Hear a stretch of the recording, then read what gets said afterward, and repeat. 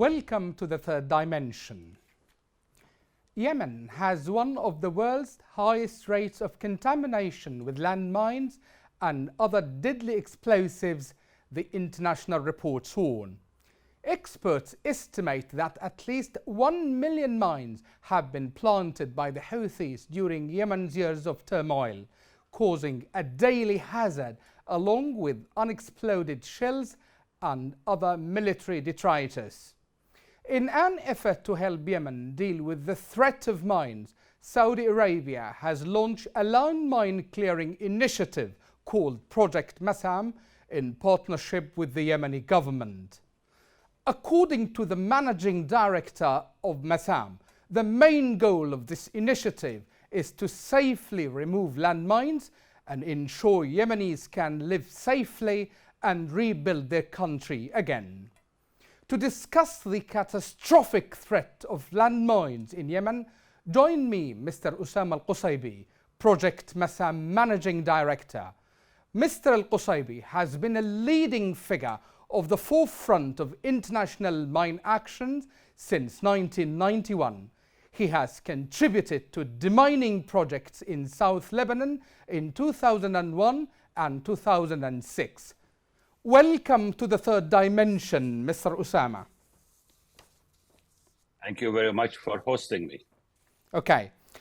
If we could start by asking, would you tell me and my audience about this initiative? How did it start and how did it materialize? Project Masam started as an idea back in 2017. In October 2017, Project Masam was born after extensive discussions that took place in Saudi Arabia. The aim of Project Masam was to rapidly decrease the number of casualties that were happening on a daily basis in Yemen. Project Masam was started to make sure and ensure that old men, women, and children are no longer facing the death or the amputations of landmines, improvised explosive devices, and other unexploded ordnance in Yemen today in the liberated areas. Project Masam started with a name, Masam. Masam means pores. By removing the mines and the threat from the land, you're giving the land the opportunity to breathe again. That's basically what Masam means. It's the land breathes after the mines are removed from it. Yeah. Okay. So that was the whole idea of Masam. Okay. In fact, I was planning to ask about the significance of the name itself, and you have said it already, Mr. Asama. Okay. If we may move to another, would you like to comment on that also, Mr. Asama? No, go ahead. Okay. If we could move now to the difference between what we call military clearance and humanitarian clearance of mines. Okay? What is the difference or the main difference between both types of clearance, Mr. Asama? Military clearance is called breaching. Basically, you are opening a safe road from point A to point B, disregarding any mines on the right and left of that road. So that is breaching. Humanitarian mine action and demining is totally different. You enter an area and you try and secure it 100% by removing every single threat in that land. So there's a total difference. The way operation takes place is different, and the aim of the project is different when you talk about humanitarian mine action. Okay, and in your case, it is the humanitarian one, yes, Mr. Asama? Masam is a humanitarian project under a humanitarian center. Masam is a project under the King Salman Center for Relief and Humanitarian Aid. The main purpose is we only work in liberated areas away from active fronts in Yemen. We are not close to any active front in Yemen. We work in villages and in farmland and grazing land that are away from active fronts. Okay, we will talk about this later in details, Mr. Asama. Now, if we would like to dig deeply into the structure of teams, Mr. Osama, I believe there are almost 32 teams within the project. Yes? Yes, there are 32 teams. Yeah. Are they Yemenis or multinational, Mr. Osama? All the demining teams are Yemeni teams in collaboration with the Mine Action Program in Yemen. We have retrained, re-equipped, ensured, and we are the mentoring party of those teams in Yemen. I have a very strong Saudi team with me. I have a very strong expat team with me, that their role is to train, supervise, mentor the Yemeni teams that are in Yemen. Okay. And you have got your head offices in Aden and another one in Ma'rib, yes, Mr. Osama? That is correct. Yeah. Do you conduct the on-site training in these two places, or they are conducted outside Yemen for safety measures, for instance? No, they are conducted both in Masam headquarters in Ma'rib and in Masam headquarters in Aden. Okay. Now, let us talk about the core issues, which is mine items. You prefer using the word items, Mr. Osama, okay? So what are mine items, okay? And which ones you daily face in your work, in either in the West Coast or in other areas? Yemen have had a landmine problem for a long time. And Yemen is also a signatory on the Mine Ban Treaty Agreement. The problem today is a little bit different. Before the Houthi rebellious takeover in Yemen, all the mines in Yemen were identified and known. Today, the mines that we are clearing, the number of rock mines, the number of improvised explosive devices that we are clearing, 80 to 85% of everything we clear is referred to Al-Houthi. Manufactured by Al-Houthi, it's locally made, technology imported from outside. So no, it is no longer the same issue that used to be in Yemen before. It's a totally new threat that exists today in Yemen. There's a very large number of improvised explosives that have been manufactured in Al-Houthi, very advanced, using technology that was imported from outside Yemen or smuggled from outside Yemen. The anti-tank, anti-personnel mines that we are finding in Yemen, they're all Houthi manufactured. They're no longer the old mines that were existing in Yemen prior to this problem today and prior to this war. Okay. Mr. Osama, through your team works, okay, can you say, or can we say that there are areas which are what we call more plagued with mines than others? For instance, the western coast or there in Shabwa, etc. Well, you can classify Yemen in different zones. Yeah. Jawf used to be very high contaminated. Ta'az is extremely highly contaminated. The West Coast is highly contaminated. Areas that have been liberated recently is also highly contaminated. Yes, the contamination is high in those areas. And you cannot say that one area has more than the other, because we're finding stuff on daily basis in most of the areas. Shabwa, I will give an example as Shabwa. Shabwa was nearly, Behan and Arselan were nearly declared free from mines after working for 3 continuous years in them. After Al-Houthi have entered Shabwa, and before he was kicked out of Shabwa again, and we went back in, the amount of landmines we found in the first 3 months of work is more than everything that we have found in the past 3 years. So yes, the Houthi has the capacity of manufacturing, they have the capacity of laying mines extremely fast. We have found bigger mines in Shabwa than we have ever seen before in Yemen. We've never seen that before. So that is a problem. Those areas are all now highly contaminated. The problem is we don't know what is in the land and areas that are still controlled by Al-Houthi. Part of Shab was still controlled by Al-Houthi. We have no idea what has been planted in there. West Coast, the liberated areas, yes, we are finding mines, explosive devices on a daily basis. Taz is the same. So no one can actually, I have always given a figure between 1 to 2 million mines or explosive devices in Yemen. But this figure is based on what we are finding, what we hear other players in the field are finding. Nobody will know the exact number until the last mine is cleared in Yemen. Okay. Mr. Osama, you worked before in South Lebanon, okay? Do you think we can draw an analogy between the reality there and in Yemen? There's a big difference between working in South Lebanon and between working in Yemen.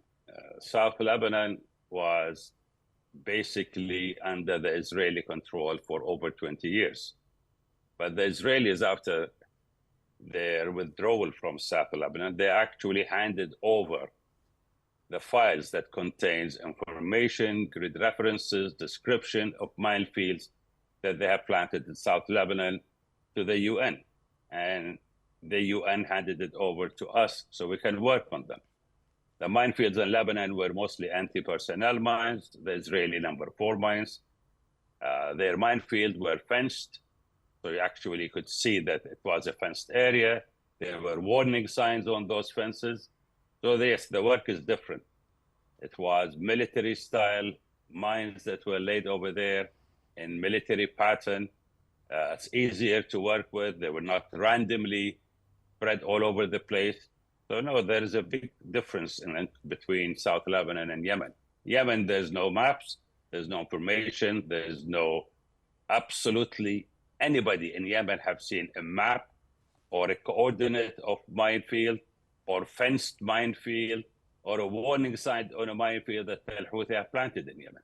Yeah, okay. Now, last week, perhaps, Mr. Osama, you tweeted on the misleading figures of Houthis regarding the remnants of war, okay? And you refuted the number they have published, okay? So how do you interpret this kind of Houthi fallacy regarding the remnants of war? I have worked on cluster bombs in South Lebanon after the 2006 war, and our work in Lebanon actually resulted in the cluster bomb ban treaty that took place after that.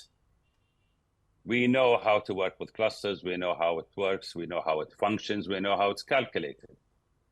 The number that was announced in Sana'a that the coalition have used 3,176 plus figure. Yeah. I mean, I don't know how anybody can come up with such an exact figure talking about cluster munitions. You know, that is impossible to do. 2, we know for a fact that all cluster munitions used in any country, in any war, there's a percentage of that cluster munition that will not detonate hitting the ground. That percentage usually is between 5 to maximum of 10%. So if we take 5% or even 10% of what Sana'a claims have been used in Yemen, that means there should be on the ground in Yemen between 150,000 to 300,000 cluster munitions found. Now, international reports, these are not Masam reports, these are not mine reports, these are not mine figure. These are international reports talking about clusters. In the past 5 years, not more than 5,000 cluster munitions were found and destroyed in Houthi-controlled areas. 5,000, not more. So if that is 5,000, so what's the 3 million clusters that they claim have been used in Yemen? I mean, that's very, very big, you know, I would say a lie, but it's not accurate information. I want people to announce their figures.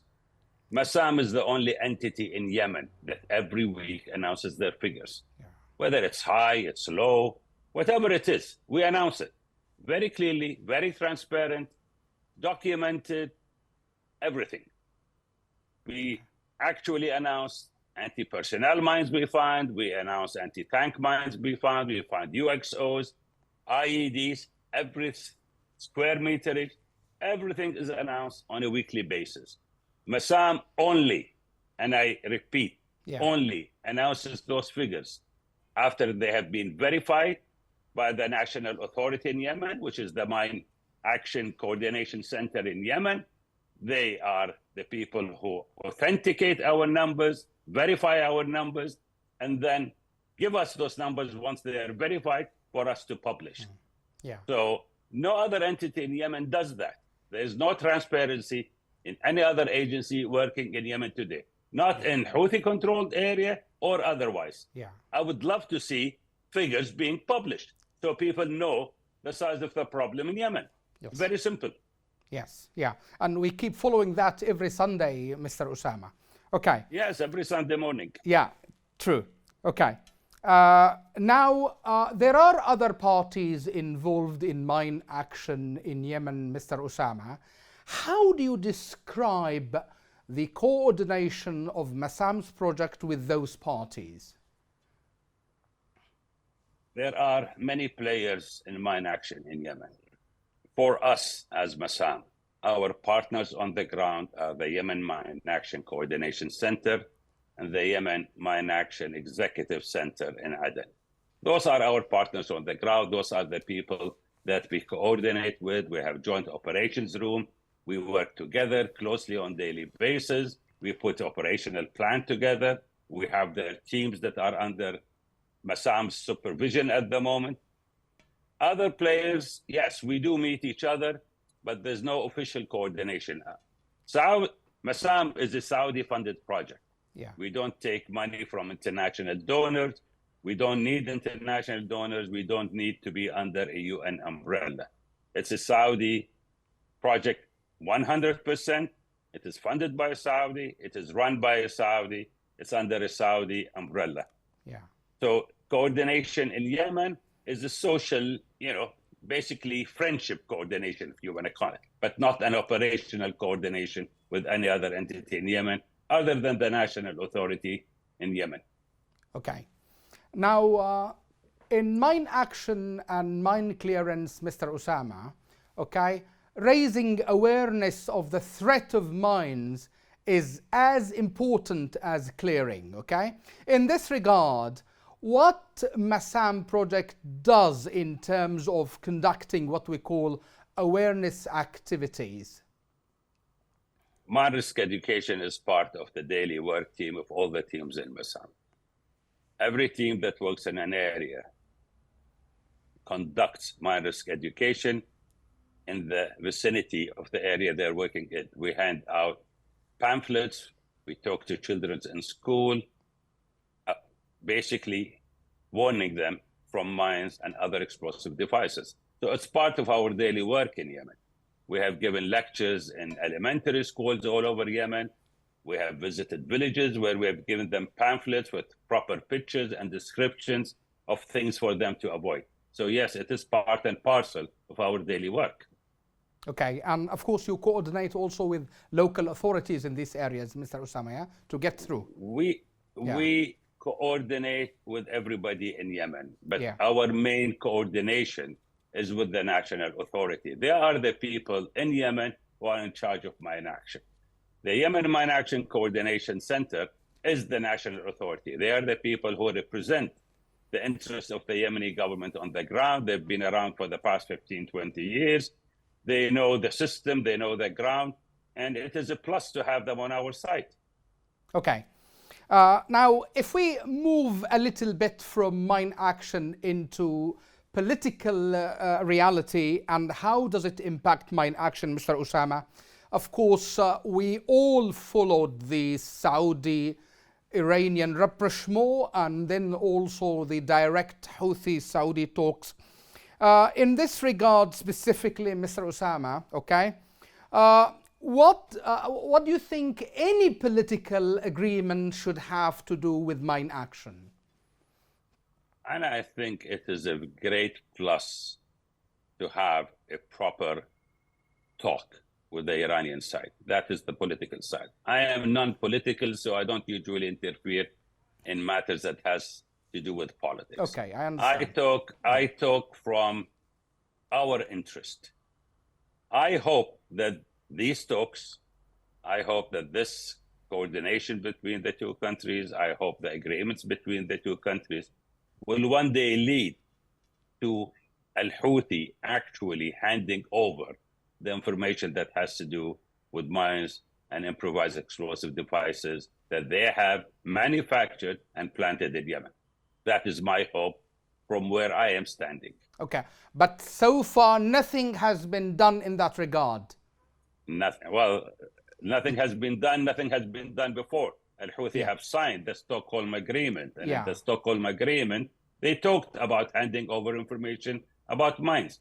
That still have not happened either. Okay. Okay. Another issue perhaps, Mr. Osama, or a lesson to learn from was that kind of collective responsibility shown by the world and the warring parties regarding a floating sulfur tanker threat. Okay. In your opinion, Mr. Osama, do you think such a global and local collective responsibility will be also possible in terms of clearing mines? I am against the use of using mines against civilians anywhere in the world. Anti-personnel mines is a deadly silent weapon that will sit in the ground for tens of years until somebody walks over it and it will detonate. Turning anti-tank mines into anti-personnel mines using pressure plates is an act of terrorism against civilians, whether it's in Yemen or anywhere else in the world. The use of rock mines is a terrorist organization, items, and methodology that have been used before by ISIS, Al-Qaeda in Iraq, Syria, and other parts of the world. Those items are basically targeting civilians. No civilian should be targeted. I don't have an issue if you're defending a position on a military front. That is a totally different issue. But when I find mines in schools, in farmlands, inside homes, on the doorsteps of a mosque, in grazing area, who's the target there? Those are not military targets. Those are civilian targets that the whole world should condemn. No innocent civilian should be faced by such a threat. This is some sort, I consider it, internal terrorism to control local civilians, of accessing areas, of not being able to go back to their villages and their homes. Those are not military targets to justify the use of such items. Okay. A final point, perhaps, Mr. Osama. How long would it take Yemen to be mine-free, in your opinion? That is a very interesting and probably not answerable question. Nobody knows. Until peace takes place in Yemen, until the information about mines actually becomes available for people to start working on, I think it's going to be many, many years to come before Yemen becomes free of mines. With that remark, we come to the end of this interview, Mr. Osama. Thank you so much for your insights and thank you for talking to Yemen Today TV. Thank you for hosting me. Thank you.